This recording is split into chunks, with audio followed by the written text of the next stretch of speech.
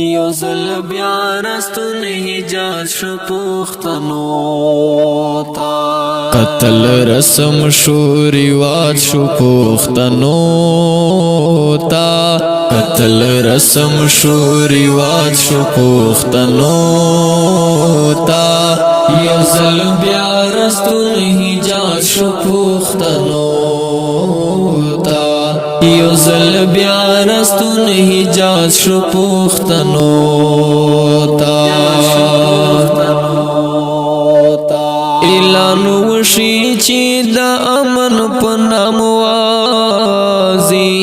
اعلان وشي چې د امن په نام وازي اعلان وشي چې د امن په نام وازي اعلان وشي چې د امن په نام وازي صرف پاتی احتجاج شو پښتنو تا یو ځل بیا رستون حجاز شو پښتنو تا قتل رسم شو رواج شو پښتنو تا قتل رسم شو رواج شو پښتنو تا یو ځل بیا رستون حجاز شو پښتنو تا یو ځل بیا رستون حجاز شو پښتنو تا بیا راغلی چې د چالمن بنی سی بیا راغلی چې د چالمن بنی سی بیا راغلی چې د چالمن بنی سی بیا راغلی چې د چالمن بنی سی دا موسی خلاف سمراج شو پښتنو تا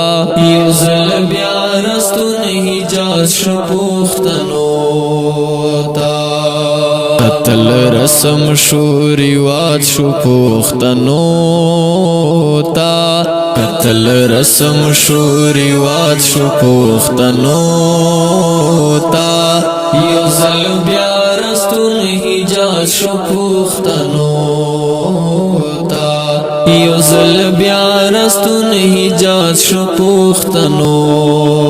تا محبت جنازې وشوې په دې ښار کې محبت جنازې وشوې په دې ښار کې محبت جنازې وشوې په دې ښار کې محبت جنازې وشوې په دې ښار کې نفرت ډالته یو خیرات شو پښتنو تا یو ځل بیا رستون حجاز شو پښتنو تا قتل رسم شو رواج شو پښتنو تا قتل رسم شو رواج شو پښتنو تا یو ځل بیا رستون حجاز شو پښتنو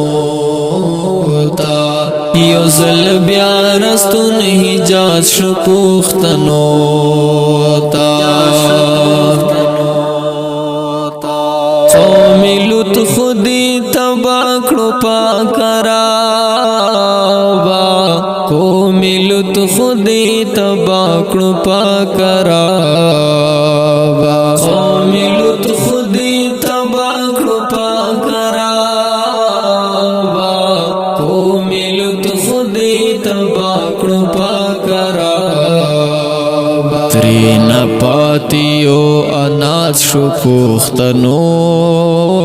تا یو ځل بیا رستون حجاز شو پښتنو تا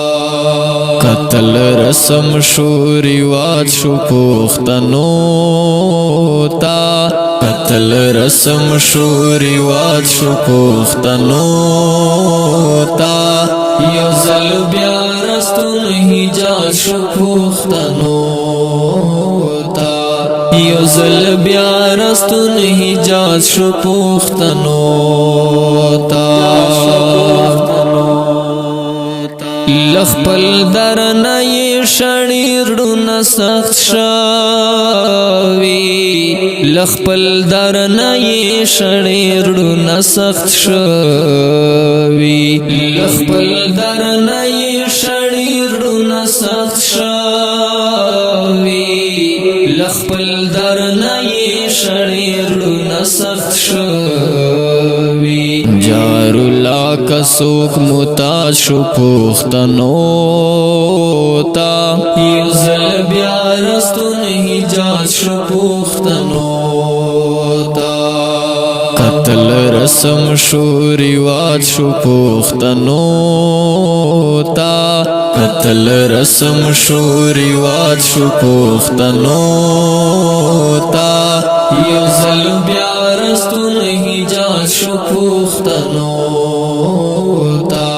یو ځل بیا رستون حجاز شو پوښتنو